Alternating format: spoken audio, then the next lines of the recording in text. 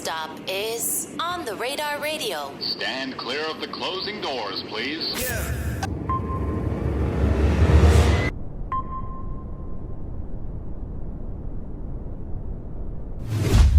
All right, yes, sir, baby, On the Radar Radio. Yo, special guest in the building. Little Tony in the building. My guy, welcome to the show, man. What's going on, boss, man? So we actually just had to start the interview because me and Tony was just having a conversation about how small Atlanta like really is, right? Mm-hmm. So what were you about to say? Because we were talking about how because if I've mentioned how you could date somebody in New York and you could date them for like a year and a half, 2 years, and you could never run into them another day in your life after you broke up in New York. But in Atlanta, y'all break up on a Sunday, y'all see each other on a Saturday by accident at the same spot. But you was going to add on to that. So what was you about to say? What I was going to say, which camera you want me to look at? This is your camera, but Right we here? just talking. Oh, yeah. So, really, like I was saying, like I say, shit, it's small. Like, Atlanta's small, and not only that, let me put it like this.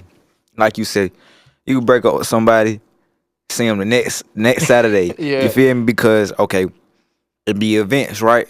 And these events, all right, if you know a girl or whoever throwing events, that's gonna be kind of like your group of people that you know. Like, all right, let's say if you in rock music, you know how you gonna find all the new rock concerts and all that type of shit. So in the streets, if you from the street, you know somebody from the street. Like, all right, and when you met your girl from whatever side of Atlanta you from, woo 9 times out of 10. She knows somebody who know everybody, right? Yeah. And the people who know everybody always throwing the parties, doing the little events, all that type of shit. So your girl know somebody who know that person that know everybody. You feel me? So your girl go pop out to his party, even though she don't know him. She might pop out to his party, or your ex-hoe, you break up with the hoe, she pop out to a party that both of y'all both finna pop out to, the whole city finna pop out to. Yeah. You pop out, you see the hoe at the party with another nigga or some shit. It be like that every time. Or like in Atlanta big, but it ain't. It's really small. Like, okay, yeah, we all got hoods, east side, west side, south side. Right. But you not finna catch a nigga in the hood that he ain't from. Like, only time you'll catch somebody in the hood is that's where they from or that's where they be around. That's their parts. So 9 times out of 10, where you gon' catch somebody, like, where you go, you'll 9 times out of 10 catch somebody who, like, all right, you'll be out the way, like Lennox. It's only a couple places, like, people go out to eat, people go out to the mall, which is Lennox. Lennox is like the biggest mall, so you're that's like the central mall that everybody be going to. Exactly. Yeah. You'll definitely catch a nigga in Lennox. You'll catch somebody in Lennox or Saks. Just the place that everybody know, like, cause in Atlanta, like, every day he would just I don't know if it was you who was just telling me that, or was it a YouTuber? Some nigga was just telling me that, like, it's kind of like whatever city they was talking about. They was like Atlanta. Whatever city they was talking about they was saying it was like Atlanta. Like, it's every day of the week. It's something to do. You feel me? That's how it is in Atlanta. It's always something to do every day of the week. And because it being something to do, but it's Atlanta being so small, make you always run into somebody. Like, you gonna catch up with them. I compared it to high school because it's like not like, but it's not like in like a bad way about high school. More in the sense of like, you know how everybody got their own cliques in high school, but then you have people that mix and mingle, and then inside those cliques, everybody be dating each other at some point. Exactly. Right? That's what Atlanta be feeling like to me every time I go down there. Every time I go down there, I be like, all right, I don't want to run into this person. And somehow, some way, I could be there for 2 days. I'll find a way to run into that person by accident. I'll go to like some type of spot, like you said, Lenox Mall, or like you said, like there be like promoters who throw parties, and everybody gonna go to those parties. Exactly. Everybody, all my friends in Atlanta, like, yo, come to this. I go to the party, and next thing I know, somebody tapping on my shoulder, and I'm like, oh shit, I was trying to run into this person while I was out here. Let them know that I was out here. That's exactly what happened, and you made the best example. High school, you tap this shit on the head. Because it's like, it just be like, I don't know, man. I love Atlanta, though. I'm not saying I don't love Atlanta. I have mad fun every time I go to Atlanta, but every time I go down there, I'm like, damn, it makes me appreciate how big New York is. Because like I said, when we started this interview, you could date somebody in New York, date them for 4 or 5 years of your life, break up with them, and y'all will never see each other again. You might run into them here maybe one, 2 times, whatever, over the years, but like my ex, who I dated for like 4 or 5 years, even though she moved away recently, I never ran into her ever after we broke up. How long ago was it? Like 3 years ago. 3 years, but we were together for 4 years. And y'all, and And y'all was living on the same same side of town? Now we was in different sides of town, but we would always, but you know, like it's like how you same friends group, same parties, like we would be at the same spots. But then after we broke up, we still never ran into each other, even after all that. That's crazy, right? That shit is crazy. That shit is crazy. You got to come to New York, my boy. It's a lot easier. Well, it's not easier out here, but it's a lot simpler. Yeah. Anyway, welcome to the show, man. How you feeling? I appreciate that, man. I'm feeling excited to great. have What you, about man. you, boss? No, you good. I said, how you feeling? I'm blessed, man. You know what I'm saying? It's Thanksgiving week when we recording this. I can't wait to eat some good food, but I'm happy that we got you here today, Man, man. nigga, I'm happy to be here. How's life been for you? It's I feel a like life's been blessing. going pretty well for you lately. Yeah, it been going great. It been blessings on blessings. I ain't got nothing to complain about, family. Right. Two For sides real. to every story, right? Two sides to that story on my mom. With this tape, right? Why? Because, like, you know, the two sides to every story is a very, like, specific title. Obviously, there is, like, a story behind it. I wanted to know with this, like, what was, like, the influence for you when you were creating this tape? Like, what was, because when you name a tape that, it's obviously inspired by something that had happened to you, right? So what was, like, the moment, or maybe it's a variety of situations that made you kind of lean in this direction for the project? What made me lean towards this?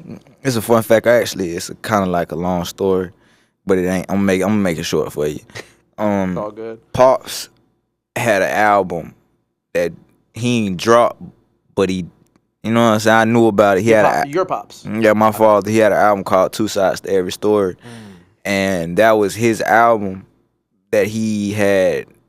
You know what I'm saying? Dropped or whatever the fuck. I ain't gonna say dropped, but he made like about 10, 13 years ago. I even got his quote. I even got his quote tatted on my hand. It said "Time waits for no man," and it got T-Key right there on my hand.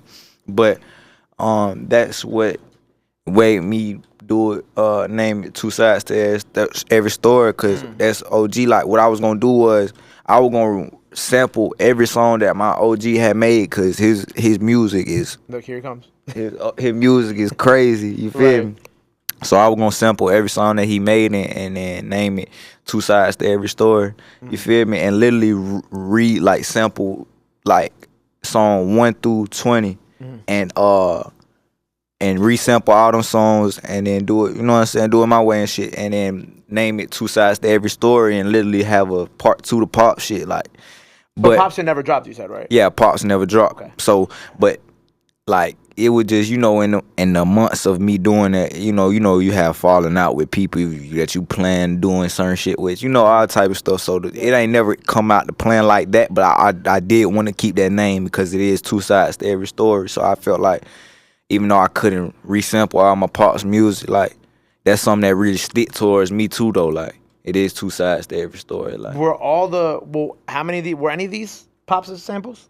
Were any? No. And I don't know. Nah. Not on there. But they exist somewhere, right? Yeah, they exist. I got some for y'all. Also, so what was the decision because you went through all these other situations with people that, you know, you thought you were gonna do something with, obviously cut off, falling out, that you were like, oh, okay, maybe I'm gonna move away from sampling Pops' music, but I'm gonna still keep it true to like the essence of what Pops was trying to do in his project originally too? It was a little bit of everything. It was like, you know, some beats that niggas sample, I don't fuck with them niggas who sampled the beat no more, or like, or like, you know, the little songs that I did make that I sample, I just ain't like them, or like I say, really, Pops had a whole, his album was a whole, like, how do you say, it had a whole subject, a whole anthem to it, like, you feel me? It had on every song, it had a meaning, you feel me? Yeah. And when I was resampling and doing my songs, like, I ain't have enough time to put that much meaning into all the songs. Like, I was really gonna have to sit there and put my whole heart into the album,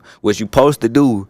But you know what I'm saying? Like, I just picked the hardest songs, like, cause I was also trying to get my money for my label. So I'm like, shit, I ain't got time for all that shit. I just get them this album, like, you feel me? And then that's really what it was, cause it's a whole lot of snippets I didn't get to drop that nigga been wanting for forever. So I just like, man, let me just go ahead and get them folks this, and I'm gonna come out with my own little three sides to every story, and you know what I'm saying, do it my way. So you said 3 sides to every story? Mm-hmm. Okay. That Deluxe, that's gonna come out. So that's gonna be the Deluxe, and that's gonna have more of the records that you also wanted, that you took more time to make and put on the project. Some of them. Some of them. Yeah. You know, and I like it. Well, first of all, my favorite title on this project is "Long Live Jerry Springer." Yeah. Previously followed by "I'm Trying to Fuck." Exactly. Right. I just want to say that because I love how you put a "Long Live Jerry Springer" track on the project. But the other thing I was gonna say is like with the deluxe, you know, and you turned it in pretty quickly, like you said, right? Did you wish that there were more songs? Is that what the deluxe is like? It's like the rest of the tracks that you were like, oh, I really wanted these on there, but I just didn't have the time to like get it done in time by the deadline. Not really in that. It was really the deluxe came on like my label was talking to me like basically it was another how do you say like not incentive, some shit you gotta how you gotta do something in your contract. Yeah. Like I got another tape I gotta do in my contract, so I just gave them that. Okay, got you. To get that done. You know, you talking about your pops and the sampling your pops. I know he's here with you today. He's in the back, but he's been a big influence on your career, right? And he was an artist too. What was his artist name? His name was T Key, I'm pretty sure. T Kid? T Key. T Key, but I don't know if he dropped. I know my pops ain't never dropped. He couldn't drop. Okay, got you. He was fighting cases and shit. Got you. But with your pops, right? Like, how early on did your pops really have you working on music? He ain't never really had me on music. OG just let me do what I wanted to do. Like, as in, like, he was on some shit like, son, whatever you put your mind to, I support you in that. Like, just make sure whatever it is, like, that's what you really got your mind set to. So, like, he ain't never really questioned me no matter what I did. At first, it was basketball. No, at first, I wasn't doing nothing. Then he made me do something. Like, you gotta do something. Did basketball. Right. Yeah. Then I got hurt, quit that. And then that's when he was like, you gotta do something. Like, he was supporting me the whole time until I stopped doing something. Like, I quit basketball and I wasn't doing shit for a minute. I was just hot. He was like, nigga, you gotta do something. Like, I ain't finna support you being no bum ass nigga. Like, they're not player, that's not what no man do. So I was like, all right. So during quarantine, when he told me I had to do something, I started selling drugs and shit. Cause I thought I was like shit, I'm gonna make some money. But Pops didn't want me to go down the same route he went down, you feel me? Cause even though you just selling drugs or you just selling weed, whatever, like, nigga might run off with your sack. You might have to get him touched. You know what I'm saying? That shit get you too deep into whatever you gotta get into, you feel me? Right. So he was just saying like, yeah, nah, nigga, rap, do something, you feel me? Like, basically, like, I can keep shit player without having to go down that route. Exactly. Yeah, so he just wanted you to do something that was productive, not like destructive. Exactly. Yeah. And as long as it was like that, that's what he supported me on. So he ain't never really tell me to do rap.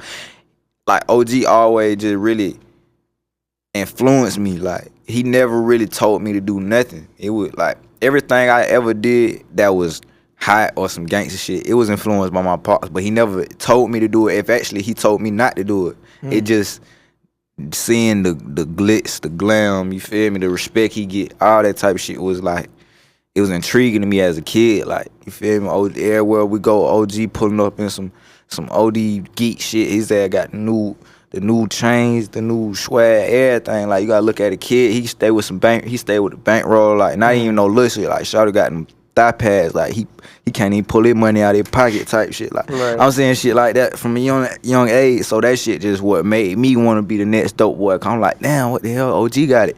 But once I started growing up and understanding what he was telling me, where he was coming from, like, at first when I started doing whatever I was doing, I was thinking OG was telling me not to do it.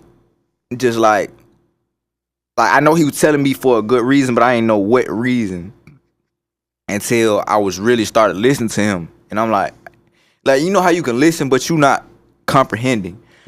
He would be like, he'll be right here in my face talking to me, woo, woo, woo, woo, and he telling me the same shit he been telling me, but I would never listen. I'd be like, okay. Right, yeah. But I'm not listening to shit he's saying. One day I forgot what it was. Like, one day I just really sat there and listened, like, and I'm like, damn, like, I'm stressing my pops out. Like, I could see it, like, that shit not cool, like, cause my pop, he played it to me like, all right, bro, I'm doing all this woo for you, and all I'm asking you for you to do one thing for me, and you can't even do that. Like, that shit lame in hell. That's not no real nigga shit. And then when he put it like that, it made sense. Like, yeah, OG go out his way. He overly go out his way for me. And I can't even do one thing he asked me to do. That's not real.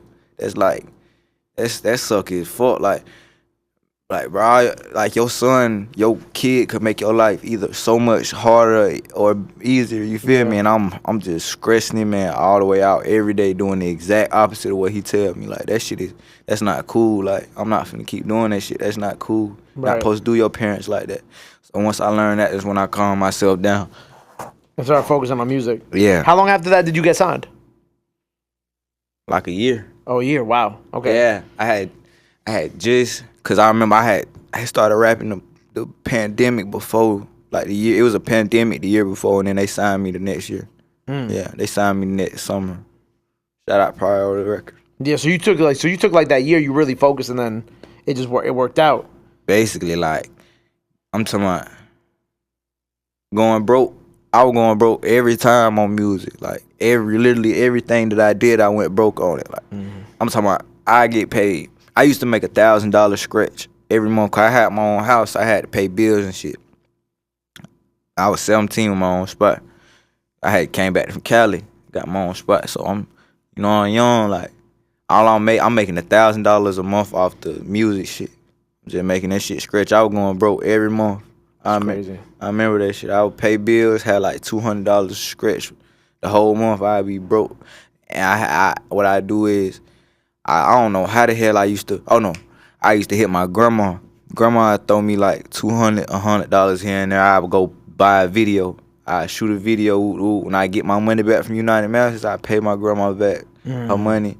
Then I keep doing the same shit like until I got paid. When I got real paid, I gave my grandma like 30, 40,000 just like here Just for holding you down. Yeah, That's beautiful. shit I love like that. that. That's crazy, man. That's a good story. No So what cap. was like what was like the moment that Priority found you? Like what do you think was like what was like the moment that shifted everything for you? I think when I started blowing up on Quagan, like I had that one song called Quagan like 2 summers ago, some shit like that. A summer or two ago, that shit was blowing up. But like, this shit was just a real blessing, cause I ain't gonna lie. I think I'm pretty sure I had every label on my phone, like, but Priority Records was just the one that, you know what I'm saying, they fucked with me for real. Right. Made the most sense for you, right? For sure. You know, Great label. did you produce the beat for Quaken or no?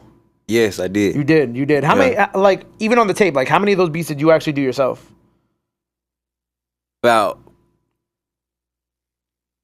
I think like 15 of them. Okay. Like when I ain't gonna say, all right, I did like 5 of them myself, and like I had something to do with at least 15, Yeah, 16 like co-produced type shit. Exactly. How far, like, when your pops are trying to get you to, like, focus up and get the music right, were you producing at that time, or is that something that, like, you took during that year period between focusing on the music and getting signed that you, like, learned during that time? Yeah, I had learned through the time. Like it was I had dropped the album called it was my first album. They took that shit down. It was called Lil Tony's Life Story, and I had a song called Lil Tony Life Story, and it was a producer named Kobe produced it. He was lame in hell. I don't like that nigga ass. Kobe produced it. He took my shit down, and he was like, he had took my shit down, and he was like, he would ask me to use the beat and shit. I mean, pay for the beat. I was like, man, hell no, I ain't paying for no beat. Which is what you supposed to do, but you still lame in hell, cause he came back trying to fuck with me on some cool shit. Now that I blew up, supposed to just stand on what you did. Right. You don't do no. He didn't want to work it. He didn't want to work it out with you. Yeah, Like, he didn't want to work it out. He took it down before. Yeah, I'm like, all right, fuck that nigga. He didn't even try to work it out with you before he took it down. Hell no, he tried. He nigga was not hearing that shit, man. So, I took it down. Basically, so that would push me though, cause I'm like, all right, like nigga, this how it's gonna be. Like I ain't got no money to pay for no beat. Like I'm knowing me being real. Like nigga, I just spent my last little $800 on this computer. Yeah. I ain't got no money I ain't even got no money to go to the studio game. Like so I was like, shit, I'm just gonna have to make some shit. So I went on YouTube, looked up how to make beats on FL Studio. And it was one nigga who had a tutorial on that. It was over with. It was over after that. Yeah. You learned quick. Yeah, 2 days. Wow, damn. Yeah, for sure. So that way you don't have to worry about any producer issues. Like, I mean, like you still work with other producers, but you don't have as many headaches as you used to because most of it is you. Exactly, and I make it clear though. Like now I make it clear like if a nigga do send me a beat or something before I hop it on, I be like, I'm not paying your ass. I tell him like, bro, you not getting no money from me. I fuck with the beat though. If you gonna let me hop on it, I rap on it. But don't come trying to get no money because I'm not paying you.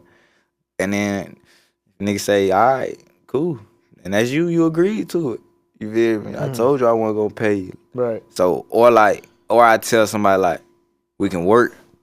You know, I be like, yeah, we can work. Like, send me some loops or something. Right. And I'm gonna tell them. And you'll co-produce the beat with them. Yeah, something like that. Gotcha. And I put the drums on there or whatever, but you feel me? You just gotta be real with whoever. Right. At least you keep it at 100 about what you want. Exactly. Right. So what do you have coming up? What are we working on right now?